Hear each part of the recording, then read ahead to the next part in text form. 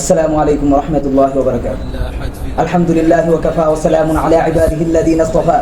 أما بعد فأعوذ بالله من الشيطان الرجيم. بسم الله الرحمن الرحيم. اقرأ باسم ربك الذي خلق.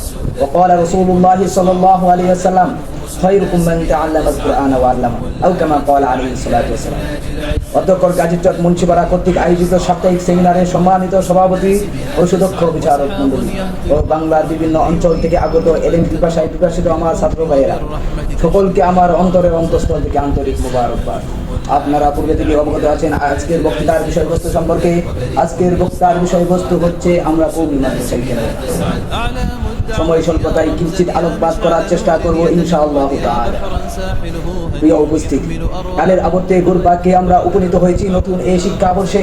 সেই সাথে দাঁড়িয়ে আছে জাতির এই কঠিন ক্রান্তির অগ্নি বংশ শতাব্দীর ডাক। যে শতাব্দীর উষালগ্নে জাতি একদিকে যেমন পেয়েছে বিজ্ঞানের চরম উৎকর্ষের ছোঁয়া, ঠিক তেমনি পেয়েছে মানুষকে অবালিলা করে হত্যা করার পারমাণবিক নামের বাস্তবিক সাধন। ঠিক, কিন্তু পাইনি মানব সভ্যতার কোনো আদর্শ ও নীতি ও নৈতিকতা, মানবতার সেটা কোথাও। তাই তো জাতি আজকে গগন বিদারী আওয়াজ তুলে চিৎকার করে বলছে আমাদেরকে একজন রাহবার দাও, আমরা মানুষের রাস্তা। এই লক্ষ্য অর্জনের যোগ্য কর্মী হিসাবে করে ওঠার নিমিত্তেই আমরা কওমি মাদ্রাসায় এসেছি। প্রিয় উপস্থিতি, মূলত শিক্ষাই হচ্ছে জাতির মেরুদণ্ড। কিন্তু যখন শিক্ষাই হয় সকল অনিষ্টের মূল, শিক্ষা অর্জন করে যখন নাস্তিকতা মূর্খদের মতো কথা বলে, তখন সেই শিক্ষা থেকে অজ্ঞ মূর্খ থাকে অধিক।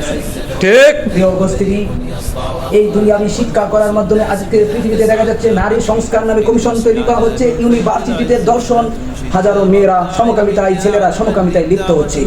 আজকে যদি কওমি মাদ্রাসা লেখাপড়ার মধ্যে তারা আসক্ত থাকতো তাহলে এইসব দুনিয়াতে দেখতো না।